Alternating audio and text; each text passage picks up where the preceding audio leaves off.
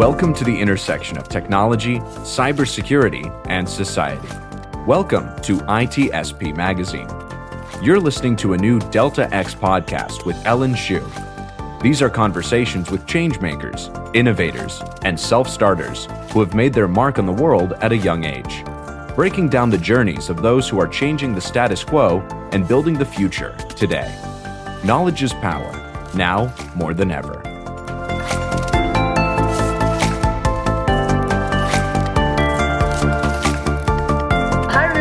Welcome back to Delta X Podcast. I'm your host, Ellen Shu, and today I have with me Tyler Menezes. He's the Executive Director of CodeDay, which is a nonprofit providing opportunities for underserved students to explore a future in tech. They actually just wrapped up their first in-person event after COVID and all that, so it's a really exciting time to have him on, and I'll let him talk more about what CodeDay is and these types of events that he's been working on. Yeah, thanks so much for having me. Yeah, like you said, I think CodeDay for us is, our motto is there's a place in tech for everyone. And we're just trying to help everyone find out whether or not technology is for them, even if it's not a career they want to go into, whether or not maybe there's some way that their desired career could use technology. So that's what we're about. I saw that you got into technology when you're pretty young as well. So how was your personal moment getting into tech and realizing that there was a place for you as well? Yeah, for me, I got into tech pretty randomly. I was living in Spokane, Washington. This is when I was in elementary school. I went to East Farms Elementary School, so definitely not the center point of technology. And we had super old computers and everything else. And so I absolutely did not think that this was anything that I was interested in. I had no idea what I was interested in. To be honest, at that point, I think it was for someone who's 5 or 10 or something, I was probably pretty depressed. I couldn't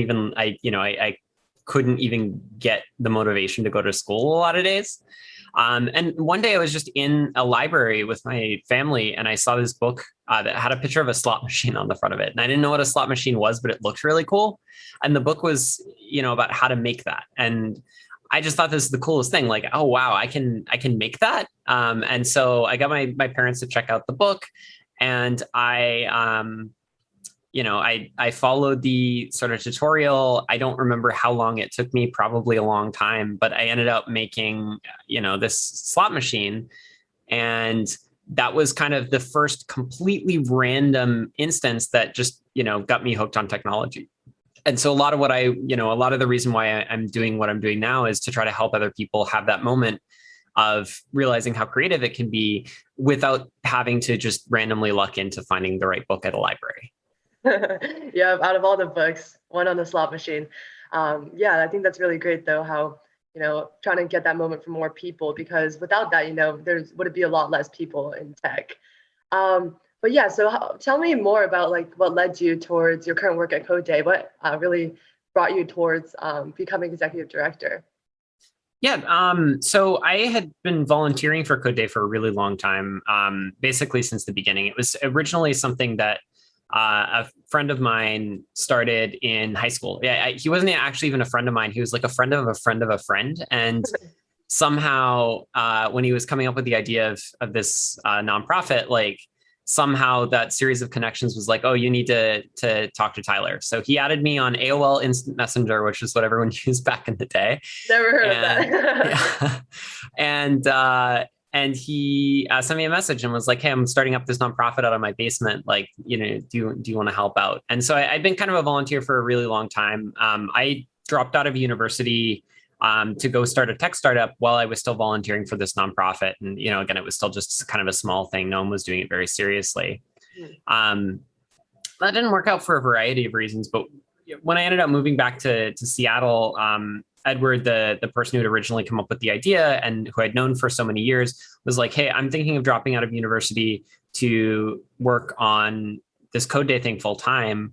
Do you want to join me? And I think it took me maybe 2-3 months to come around, but I joined then, and then we grew it pretty rapidly, and he ended up leaving, I think, about a year later, and I've been running things ever since. Awesome. Yeah. And speaking of I guess dropping out of college and all of that, I know you have a pretty interesting story with traditional education. So what was like your approach, I guess, to education, and how you approached it in your own life and as well as teaching others? Yeah, I think for me, it's interesting because I always hated learning things in school. Like even computer stuff, I really did not like it very much. And so it was just something that was always kind of a backseat to me. Like I went to college because that was kind of what was expected of me. I was actually the first one of my entire extended family to go to college. My sister's the first one who actually got a degree, but my mom didn't even finish high school and my dad didn't have a college degree. So they were very much pushing me toward college. But it was just not ever really something that I felt, super strongly motivated by. It was, for me, the thing that I always wanted to do was just build cool things. And I felt like the knowledge that I was gaining in school was kind of tangential to the knowledge that I needed to actually just build cool things. And so I ended up going, again, talking about just kind of random luck and lucking into finding things that bring me great joy in my life. I ended up just randomly one day going to an event called Startup Weekend, which was, as it implies, kind of like a weekend focused on building a startup. And ended up really enjoying the entrepreneurship thing. Some friends and I kept working on some ideas. We ended up building this app that started to take off. And I dropped out of university with a few other ones and moved down to Silicon Valley and started a tech startup. And that was the first time for me where I really felt like, this is actually what I want to do. Like, this is, now I feel very driven to achieve this thing where I'd never felt that way about school. But it's really interesting because now that I've been out of school for so long, all the time I'm thinking, man, I wish I had more time to learn about like this completely unrelated thing that I used to hate in school. Like I have a bunch of like biology lab equipment on, in my background because I've been learning about like biotech stuff, which was one of my least favorite classes in high school. So now that I'm not forced to learn it, I think I have a lot more respect for wanting to learn things that I used to hate. On the topic of motivation, I saw your work in education was described as focused on educational motivation, which is like bringing out the creativity not really brought out sometimes in school settings. So can you explain a little bit more about this problem and why it's so important? Yeah, I think people in the education industry have for hundreds of years figured out pretty much everything there is to know about how to teach well.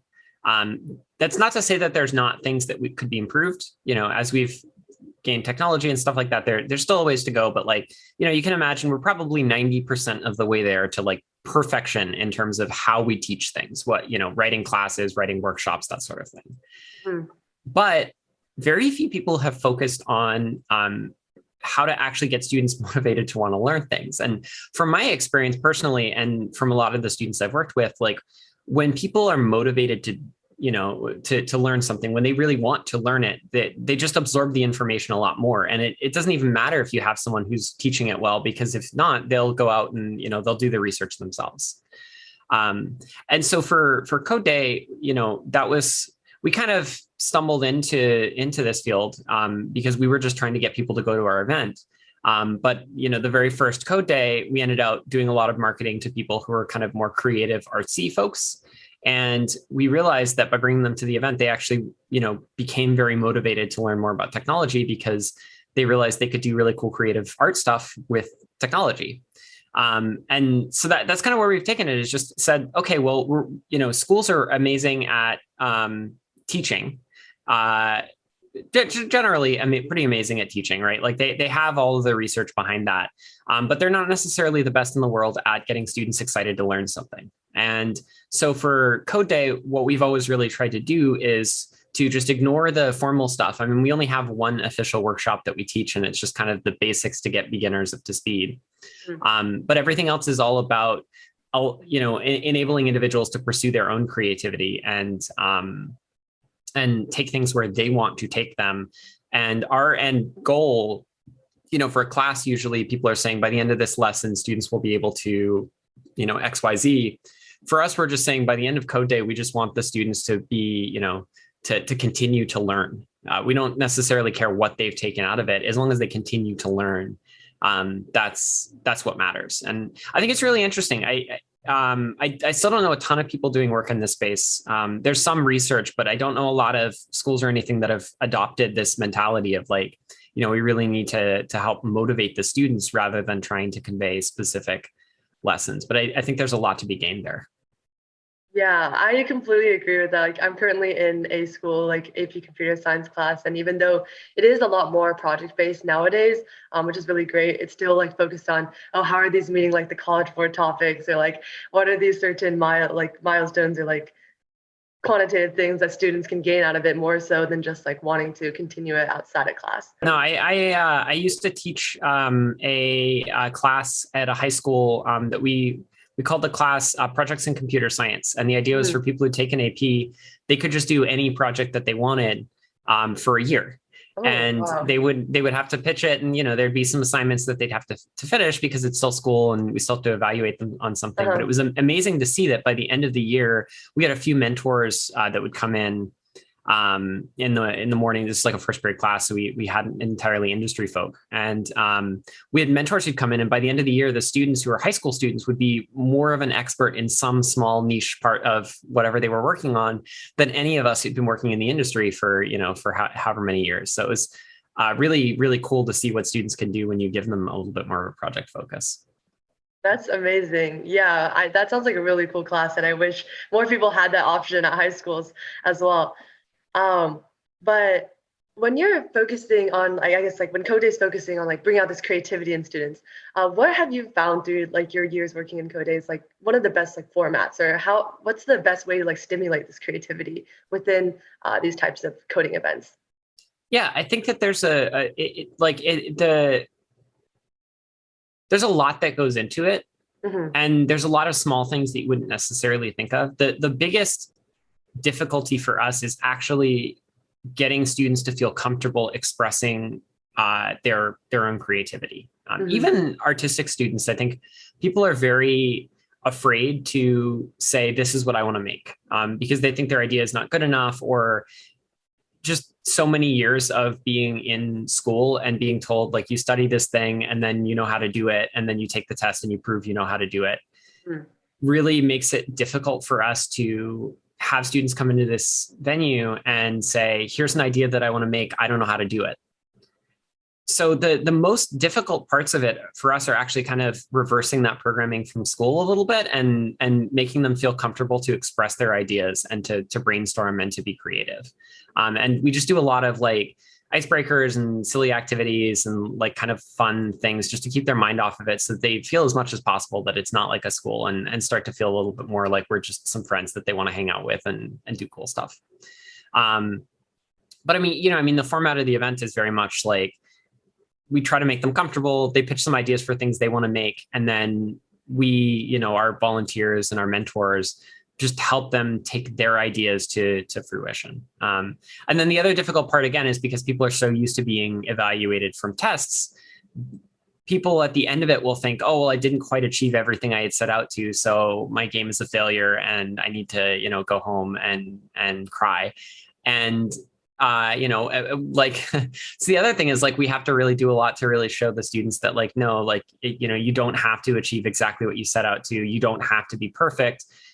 In the industry, like, no one ever even knows what they're doing, half the time, and figuring it out and getting to where you can is all that really matters. And so getting them to present their work at the end is actually a kind of a hassle sometimes too. But, we've actually been working on some research with the University of Washington showing that like actually having students present what they made at the end, even though they didn't think it was good enough, actually really starts to reinforce to them, oh, like I can do this and this is good enough.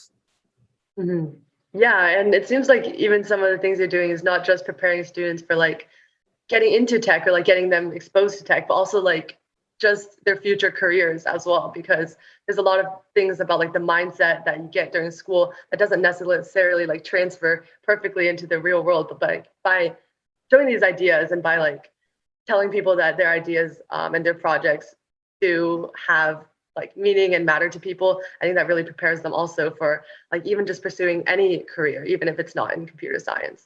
Yeah, it's really interesting too. We've talked to some of the mentors for CodeDay. I think we have we've had about 800 mentors in total, somewhere around there. And I've talked to a lot of them. And one of the big bits of feedback that I get from them when they're talking about new college graduates who are fresh into the workforce, this is for pure like CS related careers. It's just that they're really afraid to try to figure things out on their own, and they are not really they're not really capable of working on their own. They really need a lot more guidance, not because they're not smart enough or they don't know what to do, but because they're just kind of afraid. And so it's interesting. Like that's actually one of the biggest skills. Some of the mentors have said, like the only skills I want are someone, really who's able to kind of take their own direction and do their own research, and then ask questions when needed and take feedback. And like, they don't actually care about any of the skills that they formally teach in school. Those are the skills that a lot of the mentors actually want. Wow. So yeah, I guess like even more so than the technical skills, just being like unafraid to share ideas. Yeah, unafraid to share ideas, unafraid to go out and to pursue something, not waiting for permission. If you're waiting for someone to tell you step by step what to do, which is what you often get in school, right? You get an assignment and they say step by step what you're going to do. Your rough draft is due at this date. That's great, but people are capable of so much more, and we've seen that with a lot of our students. Once they realize that they don't have to wait for that permission, they're capable of so much. And it's just getting them out of that mindset that the school has kind of worked them into of, oh, well, I need to, wait until I've officially learned this thing. Like I need to take notes on these method signatures or whatever it is that people are doing, and just getting them into the mindset of, okay, like I just need to get started on this and just try something. So like the best way to learn is to like just build. And I guess for someone who's listening to this and who's like, like wanting to gain these types of qualities and skills, besides joining CodeDay and one of the CodeDay events, which I definitely encourage all listeners to try out, how would you say is like the best way to actually develop these qualities? Is it like building outside of school, working on side projects, taking an internship? Like for you, what's the best way, or like from seeing all these students come to CodeDay events, what is the best way to start and develop these skills? I think that the skills that are the most important, which is that ability to do your own research, to find your own path forward. I don't think that that's particularly easy to get in school. School gives you knowledge to know maybe what direction to take something. If you take an AP computer science class or like a data structures and algorithms class in college, you get an overview of what the algorithms are, but it's not necessarily going to give you the step-by-step of how to solve a problem that needs an algorithm. So I think that there's some value to learning those facts, but to really get those skills to forge your own path, I think a lot of it has to come from doing things on your own. Internships are great if you can get one. It depends on where you are, and it depends on your age and what companies you're reaching out to and a bunch of other things, but those are great if you can get one. Otherwise, I really strongly recommend to a lot of students that you just, you pick a project that you want to do and you just get started trying to figure out how to do it. And it can be really frightening to pick a project and realize you have absolutely no idea what even the first thing you should do is. And so finding a community like CodeDay or Hack Club is another great nonprofit that was actually started by a CodeDay alum.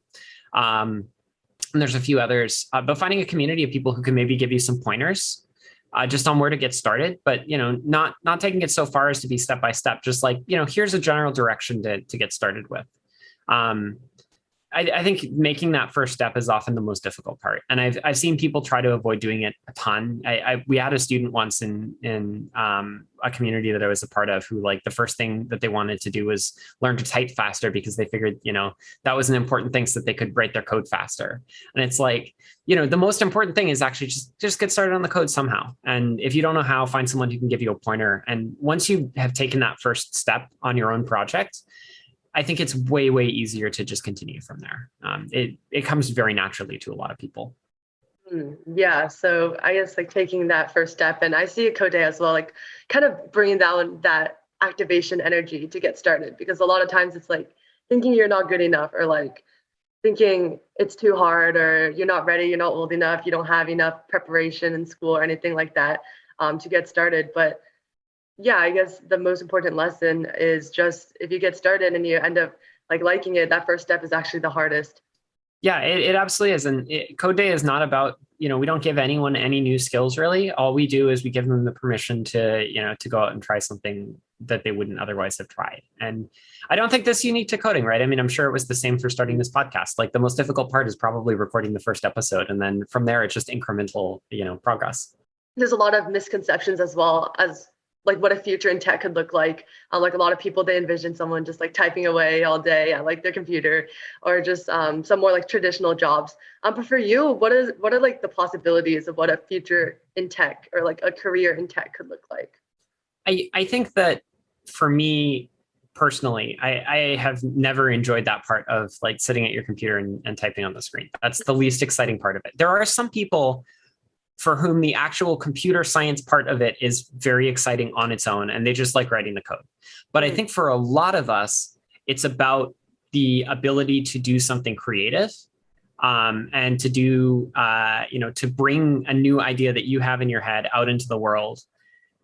If you want to be a painter, you need paints. If you want to be like a carpenter, you need wood and tools. But like for computers, you just need your computer. And that's very liberating to be able to bring that out. So I always like to focus on, what does a career in tech look like? It's like, what are the things that you enjoy, and how can technology help you do something creative in that area? Nowadays, as technology has become more and more, powerful and part of our lives in every way, if you are just an artist, right? Like you consider yourself purely an artist. There are so many cool interactive art things that I have seen online, that are empowered by technology. And so if that's what you like, your career in tech could look like using computers to do some sort of really amazing interactive art. If you are like I said, like a carpenter, right? Like your career in technology could look like using computer tools to actually, do some sort of really cool generative, building of like furniture or something like that, which is something you can absolutely do. My fiance and I actually built all of our own furniture in our apartment, using our very basic woodworking skills, but our somewhat more, good computer skills. I think that like there's so many ideas out there. There's so many things that we haven't even thought of that we could use technology for, that no matter what you're interested in, there's some way in which you can use computers to just do what you're interested in, but more powerfully and more interestingly, and bring new amazing things out into the world. A good example of this actually I can think of is like I had some friends who were really into transit and like public transit, and they just really cared about like public transportation. And they started a startup built around public transportation planning and like helping cities decide what bus routes are, to add, where people are going, and like how to better optimize the public transit routes to get people there faster. That's the sort of thing that like, it's not about writing the code. It's about getting people, helping people navigate their city more effectively. And that's the sort of amazing things that I think you can do with computer science, and seeing those things come to life is just so rewarding. Mm-hmm. Yeah, and I saw that you also worked on a lot of like open source projects, and I know like from your background, I can tell that you're always like building and tinkering with tech too. What are some like projects that you've built too that you've found that like you've been able to apply some sort of tech to? My favorite project that we have ever done, this is with some friends and I, was like we took a vending machine from the 1980s and we just ripped out all of the old 1980s technology and made it like an RFID controlled vending machine. We had like we had a Windows phone that we got a bunch of free Windows phones, because they're not really, I don't think they even exist anymore. And so we had like figured out how to program the Windows phone to add it as a touchscreen because it was free. That was one of my favorite things. We built a Twitter controlled door lock once too, where you could tweet at a door and it would open. That was pretty fun.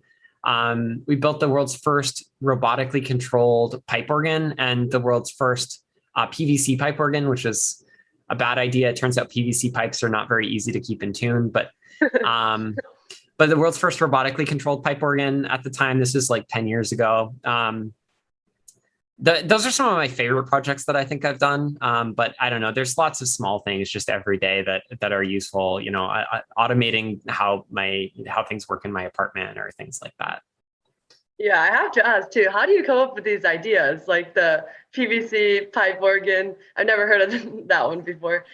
Yeah, that was, I don't know. I mean, part of it, I think, is just hanging around with other people. And Mm. if you hang around with other people who are also very creative for long enough, I think you just start to come up with these crazy ideas.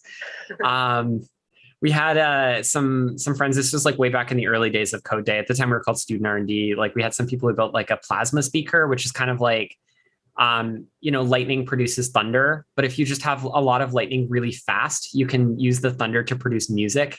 Oh. Um, and Uh-huh. like we built and sold a bunch of those, and I think like some bands tweeted about it, and it was like, I don't know, there's just like so many weird things that all just came out of, that came out from like we were just sitting around talking about like cool things you could do with technology, and we were like, oh well, what if we just had, instead of thunder, we just turned it into music, and it was like, okay, like actually we could do that.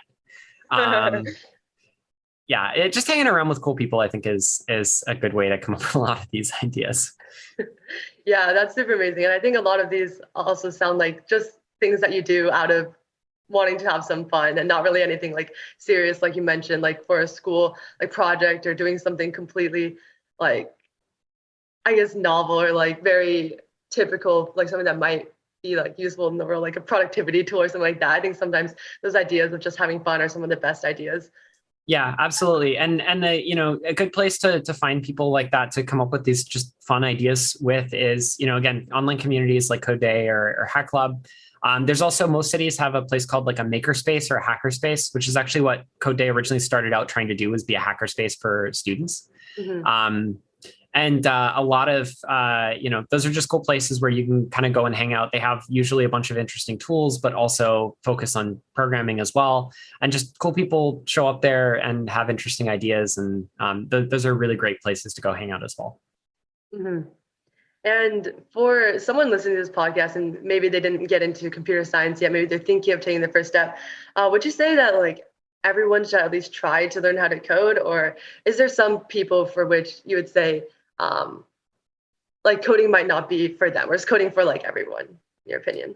I think that it's increasingly becoming for everyone. Mhm. But does everyone need to be an expert computer scientist? No, I don't think that that's necessary. I think that there's a lot of different ways that are very valuable to exist and make positive change in the world. Mhm. But I think that computers can, for many people, help them do something that they would not otherwise be able to do. It really helps you bring your ideas to life a lot more easily and a lot more powerfully. And I think that a lot of people just have a lot of misconceptions about what it's like to be a computer scientist. Again, most of the people that I know do not like computer science because they like sitting at a computer and typing code. For many of us, that's actually not the enjoyable part of the job. It's seeing your ideas come to life. And I think that it's become easier and easier to become a programmer as well. And so for people who think maybe that computer science is not for them, I wouldn't necessarily say that they have to learn, or that they're going to be a failure if they don't learn to code. I would just say, like, honestly, give it an honest shot. Give it a try. Maybe don't take the class in your school if you're really not convinced, because maybe the class in your school is going to be a little bit more boring. Just come up with some project that you want to try to make, and find someone who can help you take that first step. And that's going to be a lot more honest introduction into the creativity and the fun of programming. Mhm. Yeah, I think it's definitely worth a try, especially since, like you mentioned, we're using technology so much nowadays that we're basically having to learn it anyways, like how to use Zoom, how to do all these things. Yeah. Um, and yeah, so I have one final question I want to ask you, and this is a little bit more looking towards the future and what the next like 20 or 50 years might look like. But what do you envision like the future of technology, or even like technology education, is going to look like? So in the future, will people still be, taking? Well, will there be computer science classes in every school? What are the ways like computer science itself are going to change? But yeah. I think that in terms of education, it's very likely that computer science is going to be, kind of like a math class or something else in school. I think everyone's going to have to take it. Some people really like it, some people won't like it. That's one of the things that kind of disappoints me about computer science education, is like, on the one hand, I'm glad that it's becoming more mainstream. On the other hand, I can imagine myself being in high school and being like, I don't want to take this class.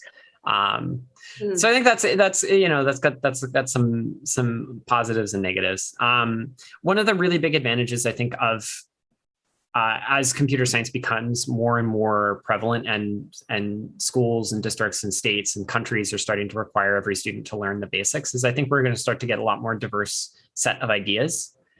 Right now, a lot of the progress in technology is made by people who live in Silicon Valley, and that's cool. Like, I've been there; it's a very cool place. But I mean, it's a very expensive place to live, and so the people who are involved in the startup industry tend to be people who are kind of upper middle class backgrounds, mostly white men. And for me, as someone who works with a lot of lower income students, there are a lot of problems that they have that could be solved with better technology that is not out there, and a lot of the apps aren't being made for people like them. Same is true for a lot of developing countries. There's I've talked with some startup founders, and various sort of developing African countries, and like public transportation is something that they were mostly focused on with their companies. So that's one of the things that I think is going to be most exciting about technology, is actually not anything that maybe is going to directly affect me as much, but things that are going to bring the technology breakthroughs that we've been focused on for the kind of middle class and higher, bring those to people in like sub-Saharan Africa, or places that just haven't traditionally had rural India or something like that haven't traditionally had access to, the same level of technology innovation that we've been having for, the last 20, 30 years. Mm. Yeah. And I read in your blog post too, that you mentioned like in 7th grade, when your teacher asked you what you wanted to work on, you were like improving technology, like education. And I think that's really amazing that that's exactly what you're working on now, and trying to, bridge the gaps in technology, get more people into tech, and you're really like helping to create the next generation of these creative thinkers and people who are into tech. Yeah, thanks so much. I appreciate that. It's always, it's always cool to see the people that come out of CodeDay. I think that's the thing that motivates me the most to work on this, is to see that like people have actually changed what they want to do with their life because of something like CodeDay. And that's what ever since I've been pretty little, like I've always wanted to be like a teacher or something like that. Mm-hmm. I think because I've always wanted to help other people realize how cool something can be. Yeah, that's amazing. And even just one event can make such a big difference, like even change the trajectory of someone's like entire like future life. But for listeners who are interested in learning more about CodeDay, where can they learn more about, how they can join these types of events? Yeah, codeday.org. Is kind of our home base. We have events, sort of our titular events. CodeDay are focused for high school students, even some middle school students, and you need to have literally zero experience. Like you can be experienced if you want, but like if you've never even touched a keyboard before, like we will help you make something cool. And we also have some programs for students who are a little bit more experienced. So codeday.org is a really great place to go learn more about us. And again, I also encourage people to go check out some communities like Hack Club, find local maker spaces, local meetups. Even if you are in high school, or again, even if you're in middle school, like people are really, really welcoming in the tech industry. And you generally, you're not going to find too many people who tell you, you're not old enough, you're not experienced enough. Like everyone is really willing to help you, take the next steps. Yeah, I actually had the founder of Hack Club, Zach, on the podcast as well. So that's really cool how he was actually, like, did you say he's an alumni of CodeDay? Yeah, I think Zach went to the very first CodeDay that I was still a volunteer at this time. The very first CodeDay that we held in Los Angeles. And I think it was only the 3rd or 4th CodeDay we'd ever had outside of Seattle, and only like the 6th CodeDay total. And now we're up to like 450. And then he was also helping as a volunteer to organize the LA events for like 2 years.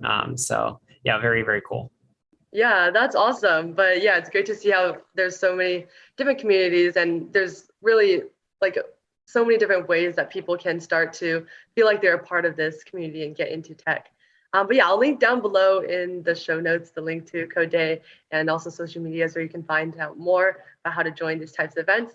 But yeah, thank you so much, Tyler, for coming on. I think it's really great what you're doing, and I think it's really going to empower a lot more people to get into tech. Oh, thank you so much for having me, and thanks for doing this podcast. I think it's a great idea, and I'm excited that something like this exists in the world.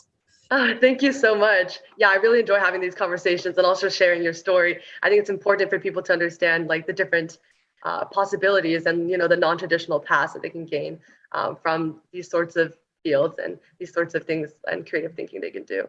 But yeah, so thank you so much for all the listeners for listening, and we'll see you guys in the next one.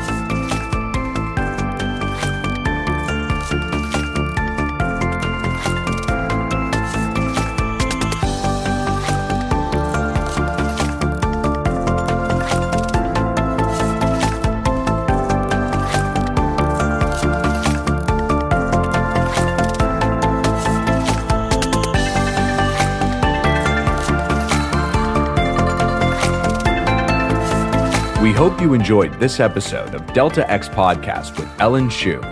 If you learned something new and this podcast made you think, then share itspmagazine.com with your friends, family, and colleagues. If you represent a company and wish to associate your brand with our conversations, sponsor one or more of our podcast channels. We hope you will come back for more stories and follow us on our journey. You can always find us at the intersection of technology, cybersecurity, and society.